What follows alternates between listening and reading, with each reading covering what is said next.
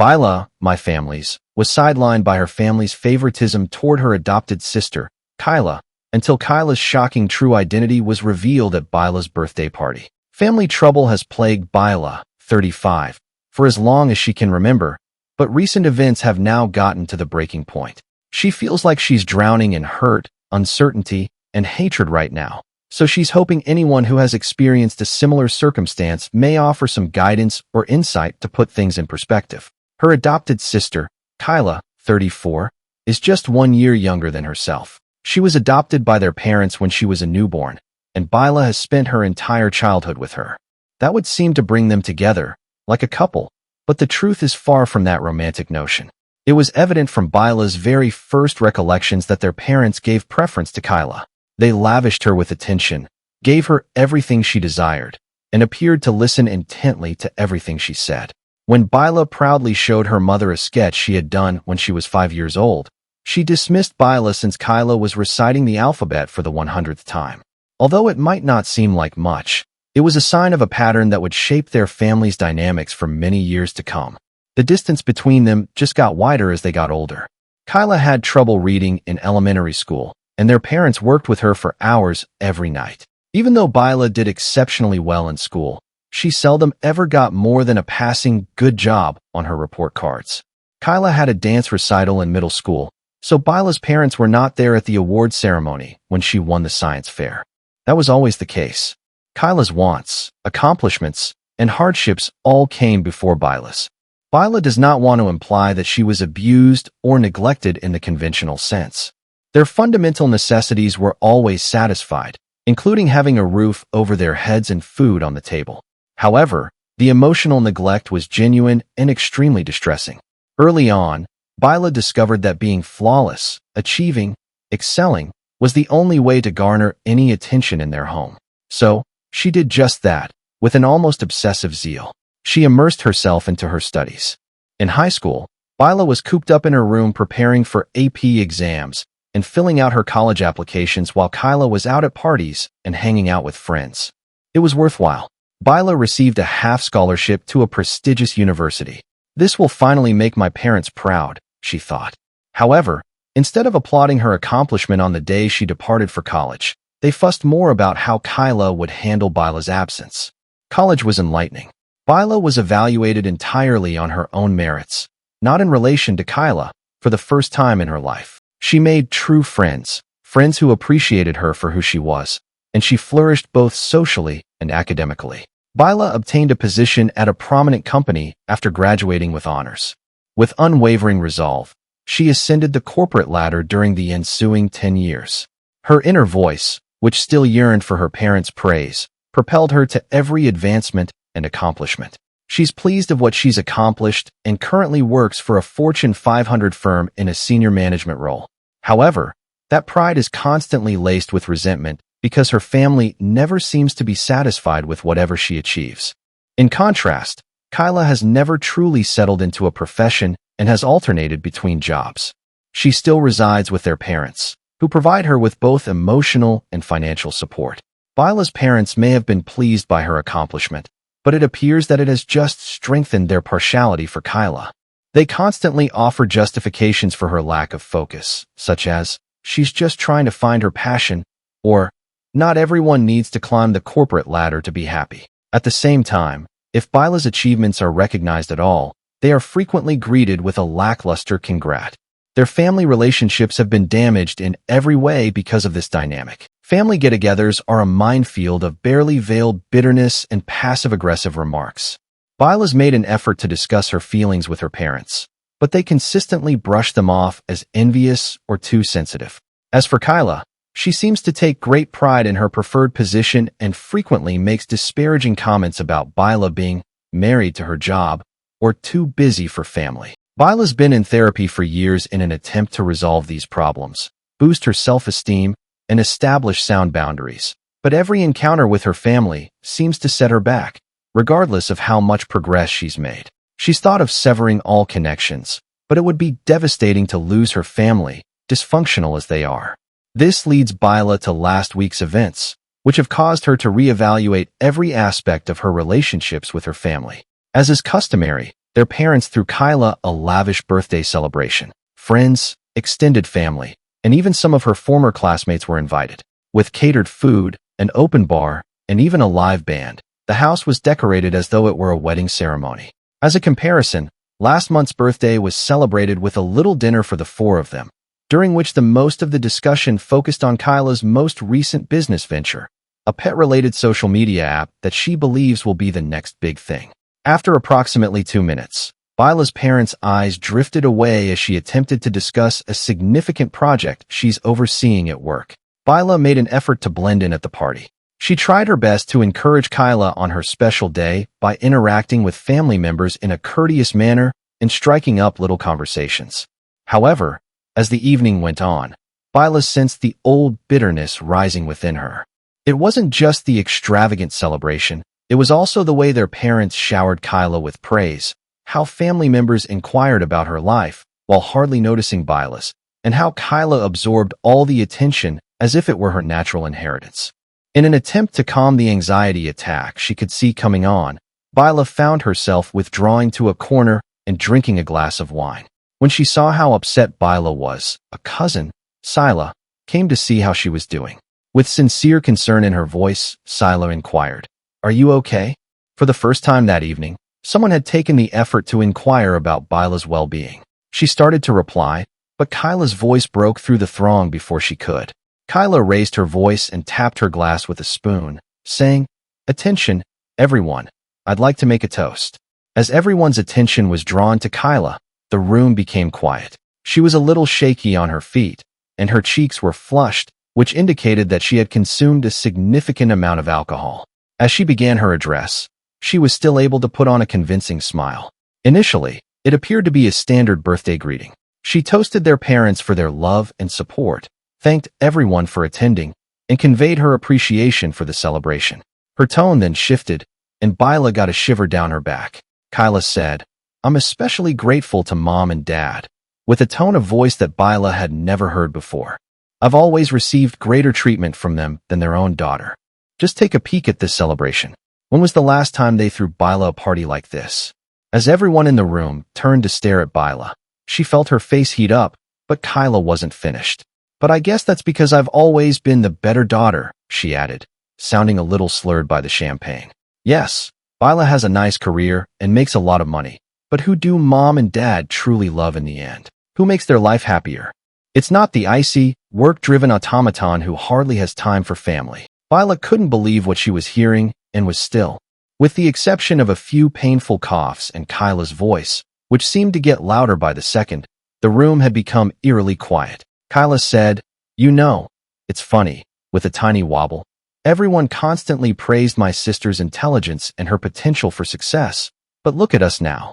I'm here with family and friends who genuinely care about me, while she's by herself, married to her job." Byla turned to their parents in the hopes that they would intervene and put an end to this vicious act. However, they only sat there, appearing uneasy and doing nothing to stop it. Byla had never felt more alone in her life than she did at that precise time. Kyla continued to babble, criticizing every element of Byla's life, including her appearance, the fact that she didn't have a romantic partner, and even the suggestion that she succeeded in her work by sleeping her way to the top. Byla felt herself getting smaller with every word, years of repressed hurt and rage threatening to blow up. Her aunt, Tyla, their mother's sister, stepped up just as Byla was about to burst into tears and thought she could take no more. Tyla had a determined and angry expression on her face. Byla was standing when Tyla approached and gave her an envelope. Tyla's voice broke the tension in the room as she stated, "Don't open this until I'm done talking." Her eyes were flaming as she turned to face the throng. The scene that followed resembled a scene from a soap opera. According to Tyla, Kyla wasn't taken from a foster home. She was her biological daughter. It seems that Tyla wasn't prepared to become a mother when she became pregnant suddenly in her early 20s. She requested Byla's parents to adopt the child instead of ending the pregnancy. Tyla continued, "I thought I was doing the right thing," her voice trembling with passion. "I believed that my sister and her husband would provide a better life for my child. I believed she would develop into a nice, caring person who was appreciative of her life. However, instead, she turned to face Kyla, who had turned completely white. Instead, You've developed into a conceited, self-centered brat who believes it's acceptable to make fun of her sister in public. I've watched this familial dynamic unfold for years, and I can no longer keep quiet about it. Chaos broke out in the room. Screaming, Kyla demanded to know whether it was true.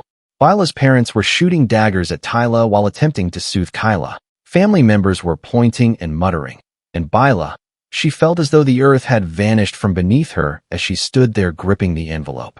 Once more, Tyla's voice broke through the cacophony. Tyla expressed her dismay, saying, "I always thought that if my daughter was being raised by my sister, she would grow up to be a wonderful person, but obviously I was mistaken. No good person would ever attempt to make their sister look as bad as you just did." Then, turning to face Bila, she instructed her to open the packet. There was a blank check inside. Tyla told Bila, "Fill in whatever amount you want. I had planned to give this to her as a birthday gift, but after seeing how she's turned out, I have no interest in rewarding that behavior." Tyla then left, leaving a startled quiet behind her. It was short-lived. In an attempt to take the check out of Bila's hands, Kyla lunged at her. She was so hysterical that their parents had to physically restrain her as she shouted and sobbed. It was more than Bila could handle. She fled to her room, shut the door, and sobbed. Years of suppressing her hurt, bitterness, and feeling inferior came rushing out. She ignored the banging on her door and the muted arguments coming from downstairs while she sobbed for hours. A week has passed, and Bila's still unsure about what to do. With the exception of needs, she has not left her room. Despite their parents' attempts to speak with her, she finds it difficult to confront them. Kyla has alternated between begging for forgiveness, and the check of course, and sending Bila angry messages. There's a part of Bila that wants to cash that check, go, and never return. She's tried all her life to win the love and acceptance of people who don't seem to be able to give it to her. Perhaps she should give up trying. Perhaps it's time for her to prioritize herself. However, she also has a fear of losing her family. Despite their dysfunction, they are the only family she has ever known. It's terrifying to consider living without them, going on vacation by yourself, and having no one to call in case of an emergency. In addition, Bila's experiencing a lot of mixed feelings regarding Kyla. On the one hand, she's upset with her for her actions during the party and for years of subtly insulting people. However, she can't help but feel a little sorry for them. It must be really upsetting to learn that you're adopted, especially in such a humiliating and public manner. Does that justify her actions? Not at all. However, it makes matters more difficult. Regarding her parents, Bila finds it hard to comprehend how they could have watched while Kyla sobbed at her. Were they simply taken aback, or does their lack of response reveal their true feelings for her? Years of emotional neglect and favoritism. How can she even start? She feels as though she's at a fork in the road, and she's unsure of which way to go. Should she make an effort to repair these damaged relationships? Can something wholesome be constructed from such a poisonous base? Or does she go on and attempt to start over, one in which she's not always looking for unfulfilled approval? Reddit, I'm lost. I've tried my entire life to gain the love and acceptance of my family, only to be rejected and humiliated in the process. From here, how do I proceed? Should I accept that certain families cannot be repaired, or is there any chance for reconciliation? Any insight or counsel would be greatly valued. I feel as though I'm drowning in hurt and confusion, and I'm no longer sure which way is up. First update. 2 days have passed since the terrible birthday celebration, and Bila is still getting over it all. Tyla came to visit her this morning. As she continued to discuss the adoption, she appeared worn out. When she became pregnant, she was young and afraid. It seemed like the ideal option for Bila's parents, who had been trying for another child, to keep everyone safe. They decided to keep it a secret. For years, she had been accumulating money with the intention of transferring it to Kyla when she was ready to be self-sufficient. She came to the realization that Bila was more deserving after the party. She gave Bila an empty check. Bila felt both guilty for stealing something intended for Kyla and justified that someone recognized the unfair treatment. Despite Bila's attempts to decline, Tyla persisted, claiming it was back pay for emotional labor. That evening, Bila decided something. She checked into a hotel across town, packed her luggage, and left her folks a note. She needed time to reflect. She ignored the calls and messages from her relatives. Throughout the course of the following several days, Bila performed some introspection, talked to her therapist, and sought advice from a financial advisor regarding the check. She sent her folks an email 5 days later. Bila assured them she needed time, but was secure. She laid up her requirements for mending their relationship. They had to admit to the years of partiality. All of them go to family therapy. Kyla apologizes in public. They start treating them equally and cease condoning her actions. They instantly responded that they were relieved and asked Bila to come home so they could discuss. They decided to get together at a cafe close to Bila's hotel. It was a stressful encounter. Bila's parents agreed to treatment and pledged to improve their ties as if they were sorry. They expressed reluctance to publicly apologize for Kyla's adoption, claiming it was traumatic. Bila refused to back down and insisted that Kyla issue a public apology for her actions. With an uneasy truce, they departed. Everything but the public apology was approved by Bila's parents, who indicated they would talk to Kyla about it. Over the following few days, the negotiations went on. At first, Kyla sent irate messages and refused to apologize, but as Bila persisted, her tone started to shift. Kyla apologized via text, saying she was unhappy and intoxicated at the party. Bila retorted that the apology should not only be for the party event, but also for years of nasty behavior. More irate text followed, and then there was stillness. Bila's parents attempted to mediate the situation by offering solutions like a written statement or an apology limited to the family. Bila was conflicted as this went on. There was a part of her that wanted to be forceful and insist on the respect she so well earned. Another part wondered if fighting was worth it because it was so exhausting. Bila was reminded by her therapist that putting her health first is not selfish. Setting boundaries, she stated, is necessary for healthy relationships. Bila's made the decision to offer her family one final opportunity to comply with her demands. She'll use Tyla's check to start over somewhere else, away from family strife and past hurts, if they are unable to. She's feeling both nervous and optimistic as she gets ready to give this order. Whatever occurs will influence her life and relationships in the future. She's hoping she's making the correct decision. I will update you. I appreciate everyone's support. Knowing that I'm not fighting this battle alone is reassuring. Second update. Since Bila's last update, which was a week ago, things have drastically changed.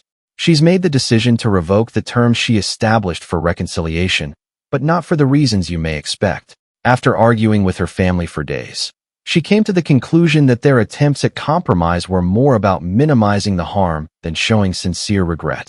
Increasingly manipulative, Kyla's apology texts alternated between gaslighting and guilt-tripping. "You're tearing this family apart," she'd write. And then, "I don't even remember what I said at the party. Are you sure you're not exaggerating?" In the meantime, Bila's parents persisted in trying to reach a solution that seemed to ignore the true problems rather than deal with them. They objected to the concept of admitting their part in creating this unhealthy relationship and instead proposed a private family gathering where Kyla would provide an apology. Bila started to lose sleep, check her phone frequently, and get nervous whenever it buzzed as the pressure increased. It became evident that her mental health was suffering as a result of this negotiation. At that point, Bila decided to remove her conditions, not because she believes they are irrational, but rather because she now understands that meaningful change cannot be coerced or negotiated. Her family just isn't there yet, and it must originate internally. Bila wrote her parents a quick email. "I'm rescinding my previous conditions. I need space and time to heal. Please respect my wishes and don't contact me for a while." They reacted with astounding speed. The volume of calls, texts, and voicemails on her phone surged. She had to ask security to take them out of her office once they arrived. They also reached out to a few of her pals in an attempt to persuade her to return home. "We love you. Please come home. How can you do this to us?" And, "Your sister is devastated. She's not eating." Were among the desperate, angry, and manipulative texts they sent. Emotional warfare has been going on nonstop. Sometimes the guilt is unbearable. Sometimes, Bila questions whether she's exaggerating or whether she should just go home and try to forget everything. However, she also recalls the years she spent feeling invisible, having her accomplishments disregarded, and seeing Kyla consistently given preference. To assist her deal with the stress, Bila started going to her therapist twice a week. By borrowing her family's phone numbers and configuring email filters, she has been assisting Bila in establishing boundaries. Although it seems drastic, it's essential for her mental health at the moment. Her workplace has turned into a haven for her. To avoid returning to her empty flat, she's poured herself into tasks and stayed late at work. Some of her coworkers have expressed concern after noticing the difference in her. Even if Byla can't adequately describe the circumstances, she appreciates their support. She still hasn't paid her aunt's check, though. As a continual reminder of the decision she must make, it rests in her desk drawer. To show that she doesn't need their money or approval, she feels like tearing it up. Some view it as a lifeline, an opportunity to start over somewhere new. She's begun looking at employment prospects in other cities and even other nations. It is both exciting and frightening to consider a whole transformation. Was it truly possible for her to start afresh and leave everything behind?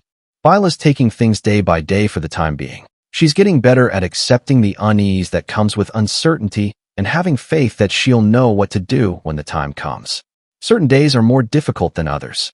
Sometimes Byla misses her family so terribly that it hurts her body. However, there are also unexpectedly peaceful moments when she notices that her breathing is easier than it has been in years.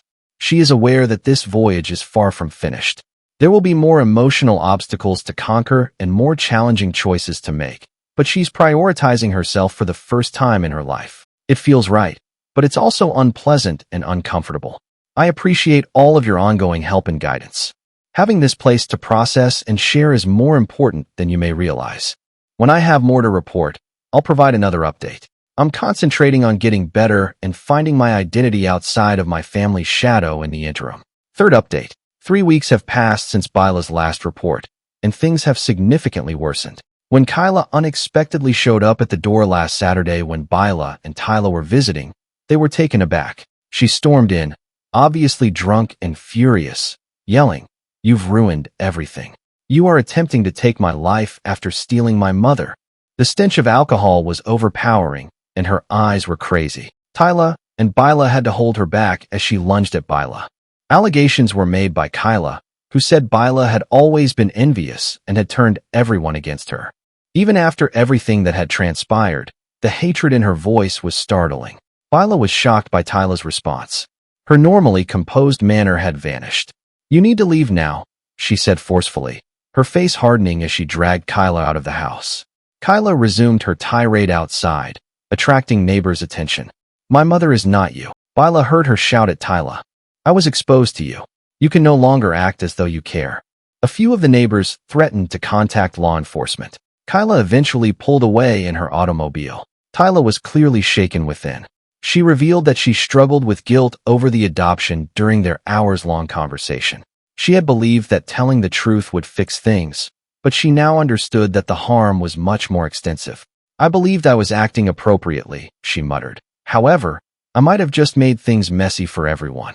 Wide-ranging effects have resulted from the occurrence. Later, Byla's parents called in a rage, accusing her of trying to ruin their family and inciting Tyla against Kyla.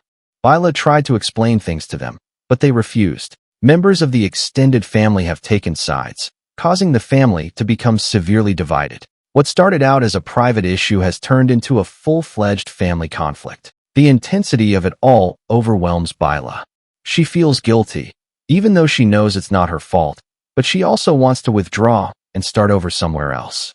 Because of Kyla's condition, Tyla is worried about Byla's safety and has proposed that she remain with her for a bit. Byla's thinking about it, but she's afraid it could make things worse. She's making an effort to remain somewhat normal throughout this whole ordeal. She tries to look after herself, go to work, and see her therapist. However, this familial conflict is a continual burden. Byla wonders if this will have any repercussions. Is it possible for a family to overcome such ingrained animosity and rage? Is it better to give up, or is it worth trying? Byla's trying to avoid getting pulled back into the pandemonium, and she's concentrating on her own recovery for the time being. Even though it's difficult, she's committed to finding a solution, whether or not her family is on board. I appreciate your unwavering support, everyone. You don't realize how much it matters. When I can, I'll provide another update, ideally with more positive news. Update 4. A month has passed since Byla's last update, and she's made some decisions that will change her life. She came to the realization that she needed to take immediate action to safeguard her mental health and create a future for herself following the tumultuous incident with Kyla at Tyla's place. Byla's poured herself fully into her profession, asking her supervisor if she may move to another location to work for their company or take on more responsibility. She was surprised by how supportive she was. Bila's currently in the running for a senior management job that would take her across the nation. It's thrilling as well as frightening. Along with the opportunity to oversee a large project, the new position offers a substantial wage increase. To get ready for this change, Bila's been working 12-hour days, going to every training session she can, and networking frantically. Her increased zeal has sparked curiosity among her coworkers, but she's been able to sidestep most inquiries. A few close coworkers are well aware of her predicament and have been tremendously helpful. Regarding the money part, Bila ultimately decided on Tyla's check. She made the decision to cash it after giving it a lot of thought and spoke with a financial advisor. Bila was able to reframe it as an investment in her future, one free from toxic family dynamics. With the assistance of her therapist, she secured an apartment in her prospective city using a portion of the funds. With a view of the city skyline, it's a compact, contemporary space. Bila's put the remainder into a diversified portfolio. She feels autonomous and financially secure for the first time in her life. The final separation from her family has been the most difficult aspect. All of their phone numbers and email addresses have been blocked by her. Bila's requested that Tyla not forward any of their texts. She knows it's essential for her recovery, but it's been excruciating, like cutting off a piece of herself. Of course, there are periods of uncertainty. Bila occasionally feels inclined to phone late at night in an attempt to make amends. However, she then recalls the years of gaslighting, the ongoing sense of inferiority, and the violent altercation at Tyla's house. It makes her more determined to keep going. Bila recently began seeing a new therapist who focuses on estrangement and familial trauma. She has been assisting her in overcoming her sadness and guilt. To replace the family-centered customs she's left behind, they're concentrating on establishing a new network of support and developing new ones. Additionally, Bila's joined a support group for those who are separated from their relatives. It has been both upsetting and consoling to hear their stories. Bila's learned that she's not the only one going through this, and that you can have a happy life without the family you were born into. Regarding Tyla, they have kept up their friendship while setting clear limits. She doesn't try to act as a mediator and accepts Bila's decision to break off contact with the rest of the family. Although her assistance has been priceless, Bila's careful not to rely on her too much. She feels a mixture of exhilaration and apprehension about the future. Though intimidating, the idea of starting over in a new place, with a demanding new job and no family safety net, is also freeing. Bila feels, for the first time, that she is living her life according to her own terms, free from societal norms and familial expectations. She's begun pursuing new interests and pastimes that she never had time for while she was preoccupied with family matters. Bila's joined a local hiking group. She's learning how to cook, and she's even thinking about painting. She's not felt this at peace in years. As she packs up her flat and gets ready for this new phase, yes, she is saddened by what she has lost, but she is also hopeful about the future. Bila's no longer the neglected kid or the family scapegoat. She is only Bila, paving her own way. I want to thank everyone for their support along this journey. You have no idea how much your words of support have meant. My last update will be this one. I should put this chapter behind me and concentrate on writing the next one. Good luck to me. Thank you for watching. If you haven't subscribed yet, please do so and hit the notification bell to stay updated with more shocking real-life stories happening around you.